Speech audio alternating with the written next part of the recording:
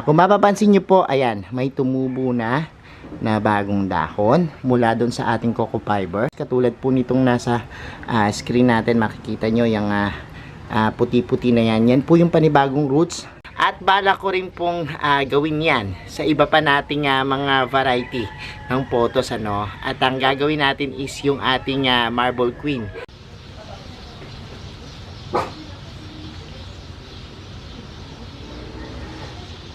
So, eto na mga ka-MDP, yung finished product. O, diba? Hello everyone! This is Hermes Sunapi ni Dino Park and Eco Garden and welcome back sa ating YouTube channel. And for today's video, creative ideas na naman tayo. Marami kasing nagtatanong sa akin at maraming nangungumusta dun sa ginawa nating photos arrangement. Nung meron siyang mga coco roll, tapos merong mga ganun-ganun. Basta, mamaya papakita ko yan sa inyo. At kasi meron sa akin nagsabi na, ako hindi naman yan mabubuhay, naranasan ko na yan, na nalanta. At mga iba't iba pang mga comments na bibigyan natin ng kasagutan ngayon. Kung nag-hesitate kayong gawin, pag nakita nyo po yung ating arrangement ngayon, mapapaisip kayo, At bala ko rin pong gawin yan sa iba pa nating mga variety ng photos, At ang gagawin natin is yung ating marble queen. Kasi maganda rin yung dahon nun. Samahan nyo ako ngayong araw na ito, kaya ako ready na kayo mga ka-MDP. Tutok lang po.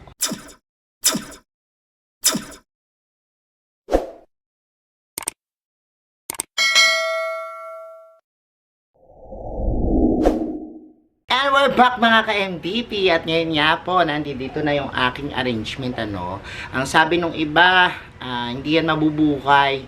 At yung iba naman, sinasabi, nalalantayan kapag ginawa. Totoo naman, may mga ganyang senaryo na nangyayari. Pero, huwag kayong mangamba. Alam niyo kung bakit? Dahil eventually po, yung mga ginawa nyong ganito ay magkakaroon ng bagong suloy. At yung tuturo ko sa inyo kung paano ang dapat gawin dyan. Pero for the meantime, pakita ko muna sa inyo. At tingnan natin yung ilang developments dito sa ating creations ng photos. At ayan, pakita ko sa inyo ng malapitan. So, eto na, ipakita ko sa inyo ng mas malapitan. At ayan po yung arrangement natin. At makikita nyo naman na buhay siya actually. At ito po yung ginawa natin almost a month, nung ating sinubukang gawin yung ating arrangement na ito, Sadya ko pong hindi tinanggal yung mga ganito para makita nyo, Una muna sa lahat, dun sa nagsasabi na malalanta, totoo po yan. On the first to second week, magkakaroon po ng pagkalanta yung dahon niya, dahil hindi pa po nagde-develop yung mga bagong roots. Pero wag kayong mag-alala. As long as lagi po siyang mamoist yung inyong mga nilagay na coco fiber, wala po kayong poproblemahin. Pakita ko po sa inyo yung mga developments. Unahin natin itong nasa taas. Kung mapapansin nyo po, ayan, may tumubo na bagong dahon mula doon sa ating coco fiber. At another one, may tumubo, meron pa pong sumusuloy doon. Tapos ayan po yung ebidensya na may roots nang nadidevelop. So kapag halimbawa po na ilang linggo na medyo malanta siya, talagang ganyan lang po sa umpisa. Tapos po kapag halimbawang nag-develop na po yung mga roots, katulad po nitong nasa screen natin, makikita nyo yung puti-puti na yan. Yan po yung panibagong roots na nanggaling dun sa ating ginawa. And that's the time po na makaka-recover na po yung inyong mga photos. So eto po, kapag halimbawa pong lumabas yan, pwede nyo po yung iganyan, ito po kasi maliit pa, kaya hindi ko pa mapapakita sa inyo. Pero kung halimbawa po, ayan, katulad nito, lumaki na siya, maari nyo po siyang isunod dun sa design nyo. Paano gagawin nyo, So, eto, halimbawa, igaganyan nyo lang po siya. Tapos po, ayan, katulad nito, ipapantay nyo siya na parang nakaganyan dun sa kamukha niyang dahon. Yung halimbawa, ayan po, parehas na nakaganyan, So, nagigets nyo ako, ito pong dahon ang magiging pattern nyo, yung unang nilagay nyo. Pag ganyan po, yung pagtali nyo, no, eventually. Pero hayaan nyo muna pong humaba, ano.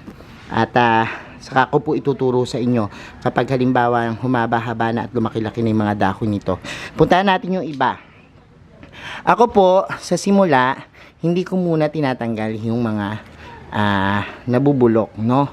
At, dahil po, ito pong talagang dahon niya, maaaring maging source pa po ng pagkain ng halaman, ano.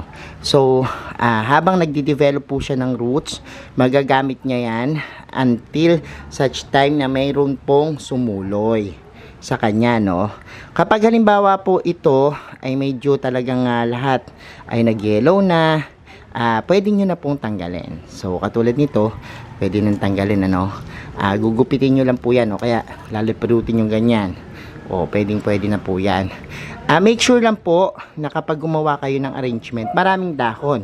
Kasi kung iilang dahon lang po yung halimbawang nilagay nyo, ang tendency po niyan is parang makalbo yung inyong arrangement, ano. Kung halimbawa 5 dahon lang talaga yung nilagay nyo, paano kung dumilaw lahat ng mga dahon, ano, de lahat po tatanggalin nyo. Hindi naman kayo mag-aalala as long as may natira kayong ganyan, dahil dyan po susulo yung panibago na mga babies, no. So ito po, tulad nito, yan yung sinasabi ko, parang nalalanta kasi ito, ibig sabihin po niyan medyo hindi pa nag develop yung roots dun sa ilalim, ano. So kapag halimbawa lang po yan, umalsa na ng ganyan at medyo tumaas na, yan po, nakapag-develop na yan ng bagong roots at meron ng, ayan, may mga sumusuloy na, tingnan nyo, diba? So ayan, ating arrangement na yan. Ganun din po, tingnan natin, ano, dito sa iba. So ganun din po, ayan po, sinasabi ko sa inyo, iniintay ko siyang talagang dilaw, tsaka ko siya puputulin. At kapag pinutol nyo po yan, huwag kayong mag-alala, dahil po yung pinagtanggalan po niya na stem, meron na po yan sumusuloy din sa ilalim, makita nyo. So eventually, kapag ito talagang lumaki na, tuturo ko naman sa inyo yung pagtatali niya, yung panibagong arrangement natin. Actually, ganitong arrangement lang din, pero yung pinaka-maintenance niya, no, kung halibawang humaba, paano yung pagkakabit, ano. So ayan na po yung ating photos, at ayan na, kita nyo, yung mga bago nang sumusupling sa kanya. So ganun din po yung magiging itsura niya, no. Parang yan, meron siyang talagang leveling na tinatawag, ano. Merong mga pattern sa bawat ganyan, tapos meron diyang kukuwol. Pointers lang po, ano, para dun sa iba na hindi naging successful yung kanilang paggawa nito. Bakit nga ba? Maari pong hindi nananatiling moist yung inyong mga kinabit na coco fiber. Minsan po kulang kayo sa dilig, hindi pinapasok, no. So dapat po make sure na tigmak, ano, yung inyong coco fiber ng tubig. Kaya nga po ang ginagawa natin, bago tayo gumawa, binababad natin sa tubig para po ma-moist siya, no. So maaaring ganun po yung nangyari, kaya kayo ay hindi naging successful. Pero i-try nyo po uli na laging ma-moist yung inyong mga ganito, at ilang linggo lang po yan, makikita nyo na po yung developments, ano. So ayan, gagawa naman tayo ng panibago variety. Susubukan naman natin ngayon sa Marble Queen. Samahan nyo, mangunguha muna tayo ng mga halaman. So ngayon naman mag-harvest tayo ng Marble Queen naman po, ano. Piliin natin yung magaganda yung kulay. So dito tayo kumuha. Ayan, ang dami dito, no. At ganyan po yung gawin nyo sa inyong mga alagang photos. Kapag halimbawa pong madami na sila, gawa kayo ng mga kakaibang arrangement, ano, na pwede sa kanila. Gandang-ganda ako sa dahon ng mga photos na ito. Ito kasi ay magandang pwesto sa kanila, lalo na yung araw, no. Kapag halimbawa maganda yung nabibigay yung araw, ang ganda ng kanilang mga kulay. Kita nyo naman, yung ating mga photos na Marble Queen, no. Mai-inlove kayo talaga dun sa kulay niya. So kuha tayo nito, at yan, mamaya pakita ko sa inyo yung paggawa natin, ano, para doon sa mga bago at hindi pa nakakaalam ng ganitong arrangement, panoorin nyo po. So dito pa po meron pa tayong mga yan, Marble Queen. Ang haba na nito. Gawin natin is kuhanin na natin to, kasi kailangan din natin yung malalaking dahon, ano. ito yung pang ilalagay natin sa ilalim. So dito po mga marble queen ko, kita nyo, ito pa isa, haba na rin to, gaganda ng mga dahon, so tingnan natin, kuha tayo nito, gaganda ng mga dahon nito, and cut natin dito ating marble queen. So ito, tara gawin na natin. So ito na, magsimula na tayo, at doon sa mga nakapanood before, alam nyo na to, ang kailangan lang po natin dito is yung internode, tanggalin natin, at yung pong ganito, one leaf propagation ang tawag ko dito, so yan po, ganyan lang, i-cut nyo po ng ganito yung mga photos nyo, kailangan meron pong ganito, may node siya, at tapos po yan, isa-isahin natin to, yan, cut natin, so yan, and makita nyo, ayan, so pwede pa itong liitan, basta importante meron ganun, huwag nyo lang tanggalin yung aerial roots. Kung halimbawang yan, gagawa kayo, pwede rin naman, choice nyo yan, wala namang kaso kung tanggalin. Kung mahaba na, kasi minsan sagabal, pwede nyo rin tanggalin, magde-develop naman yan ng roots eventually. Tapos gagamit po tayo ng coco fiber, ayan, ito, ganyan, tapos tubig, ganyan nyo na yan. Kailangan po nakaganyan yan. Yan yung importante, kailangan po basa yung coco fiber na gagamitin nyo. Tapos pantali, rubber band naman gagamit tayo para po dun sa ating gagawing forma, so panoorin nyo ako at gagawa tayo. So ayan, lalagay ko muna dyan yung mga inupit natin. Yan po, nagugupit ako ng mga ilan, and yan yung gagamitin natin, so nung nakaraan ang ginamit natin dalawang layer, para mas makapal. Sabi ko nga sa inyo, importante po na medyo kapalan nyo na, kasi kapag halimbawang yan nalanta, makakalbo yung inyong arrangement, pero kung halimbawang makapal yan, in any case po na merong hindi maging successful, meron kayong choice, so gupit tayo nito mga makukulay. Gaganda nito mga makukulay, ang ganda ng ating mga yan marble queen na talagang makukulay at magagandang pattern ng dahon. So ayan, simulan na natin yung pagdi-design, and ayan, naglagay na po ako dito ng coco fiber na konti. Lagay ko na po dyan. At habang nakababad yan, magpoporma na po tayo, Ang kailangan natin yung ating rubber band. So ito po yung ating rubber band. Gawin natin is yan, dodoblehin natin ng ganyan, kasi para hindi siya masyado yan, mas maluwag. Kasi pag halimbawang hindi natin dinoble, masikip. So ayan, ang gagawin lang natin is yan, lalagay na po natin yung ating mga kinat na marble queen. So ito po ating marble queen, ganyan lang po natin yan, tulad nung ginawa natin before. So medyo babaan natin, yan. Kailangan po pantay-pantay yung nodes niya, tapos parang pabulaklak yung style niya, ganun yung gagawin natin. Ayan, and ito, hindi sinasabi ko sa inyo medyo sagabal kapag may aerial roots, pwede nyo na po yung i-cut, ganyan lang po yung gagawin natin dito sa ating mga marble queen.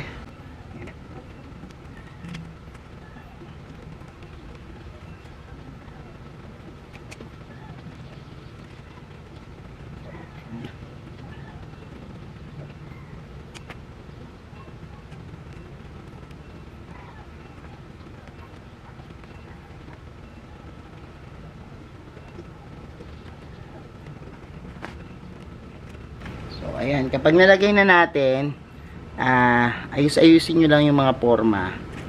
Ayan, tulad nito. Ganyan nyo lang, ituwid nyo lang kung ano yung mga forma na parang pabulaklak. Tapos kapag halimbawang naayos nyo na yan at natuwid nyo na, yan, pwede nyo na siyang lagyan ng yan, yung coco fiber natin, ano. So ito yung coco fiber natin na binasa na natin. Tapos tatakpan lang natin yan sa ilalim. Yan. Tatakpan lang natin. Tapos tatalian na po natin, ano, ng ating kung ano may tali nyo dyan. Pwede kayong gumamit ito, yung twisted wire. Yan po siya, twisted wire. Ganyanin nyo lang siya. So eto na yung nagawa natin isang layer. Tapos kukumpletuhin natin yan, ano, mga 4 na layer yung gagawin natin, ano, para dito sa ating arrangement ng Marble Queen. Kapag jutes naman po yung gagamitin nyo, yan, pwede nyo pong itali muna ng ganyan sa ilalim, tapos ikot nyo ng ikot, no. Maganda rin po kasi yung jutes dahil naman po hindi nahahalata yung kulay nung coco fiber, no, na metali, dahil kakulay siya nung ating jutes, brown din, early colors, parang native yung style niya. Kaya maganda rin gamitin itong mga jutes. Kapag naman kasi ito nabasa, talagang rumurupok, pero eventually pwede nyo po siyang ulitin na itali, ano. At kapag naman halimbawang nagkaroon na yan ng roots, gagapang na yan, masusuportahan na yung inyong mga coco fiber. So gawin muna natin lahat.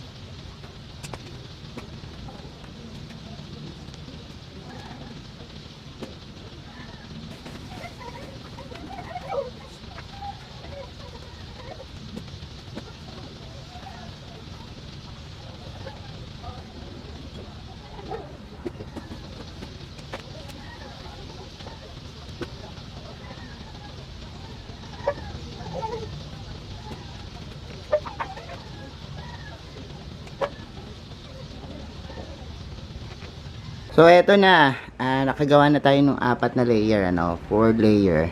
Kaya lang may mga dumi-dumi lang dyan, yung mga pinaka mugmog ng mga coco fiber, no. Tapos kapag halimbawang nakagawa na kayo nyan, sa finishing touch, i-cut nyo po, no, yung mga yan, tira-tira na mga yan, para hindi kita, no, at ma-emphasize yung pinaka hole. Kasi kapag hindi nyo yung kinat, hindi makikita yung pagkaganda ng inyong mga arrangement. So ang gagawin natin is titrim natin ganyan, tulad nitong isa na to, kita nyo may mga lawit-lawit siya. Gagawin natin, ititrim lang natin yung ganyan para maganda siyang tingnan, no. So eto, ayusin ko muna, tapos tanggalin ko at linisin yung mga dahon, pakita ko yung finished product. So eto na mga ka-MDP, yung finished product. O diba, kita nyo naman, no. Yan po yung ating ginawang Marble Queen naman na nakalagay po sa coco pole, no. Oh, so ganda ng design yan. And ayan po, ito po mapapansin nyo po sa una, no, sabi ko nga sa inyo, hindi nyo man ma-achieve yung talagang buhay na buhay kagad, ano, na photos, eventually po yan magiging okay na, no. Kung malungkot man po ng ilang araw, spray nyo lang po dito sa pinakabunot, or make sure lang po na laging basa yung kanyang coco fiber para po yan, mapanatili yung kanyang kagandahan at mag-develop agad yung roots, no.